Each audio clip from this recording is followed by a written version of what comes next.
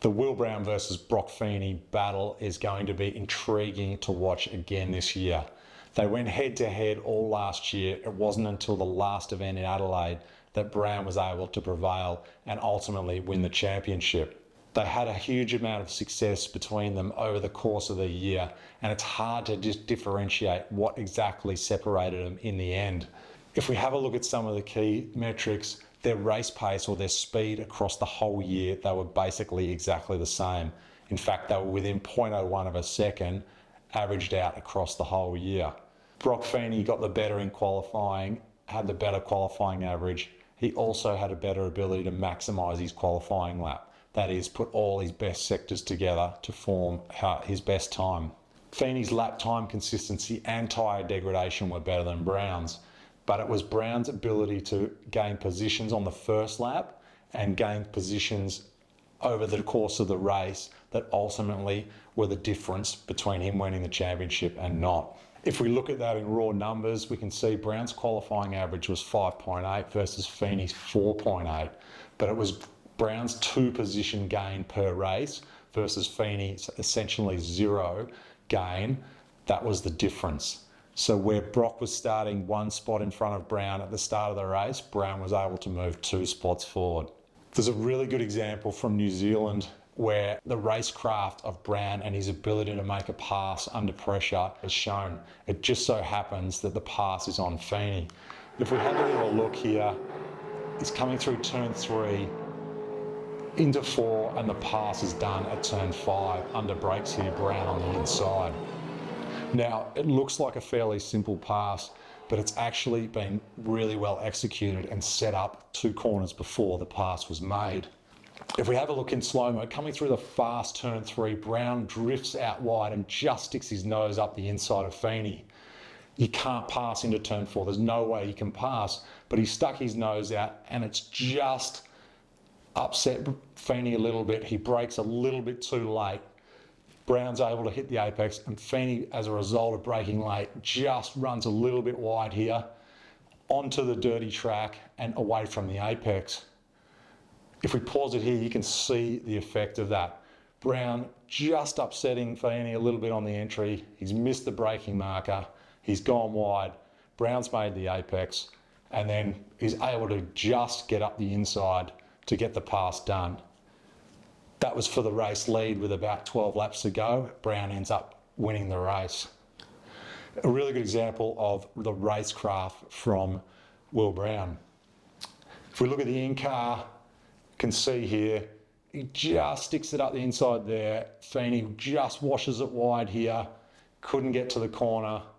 Even though Brown was never going to make the pass there, Brown, hard on the brakes, still to the opposite lock, just gets it done without contact. A really good pass that on first glance looked relatively simple.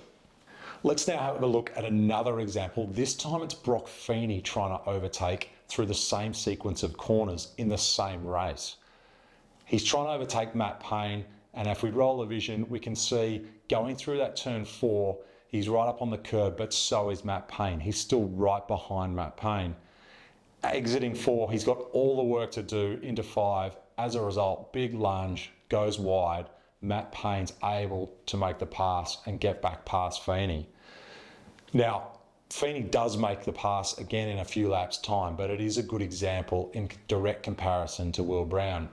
If we have a look here, the way the car's positioned, at this point, Feeney's got all the work to do to get up the inside of Payne. And to do that, he has to light the rear tyres up. You can see the big tyre marks that he's left just to try and get up the inside of Payne to get the pass done. He's carrying too much speed. He can't slow it up. Payne cuts on the inside and gets the spot back. So if we compare it exactly to Will Brown's pass on Feeney, we can see completely different car positions. Both the car in front is here on the curb, but the car behind in completely different spots.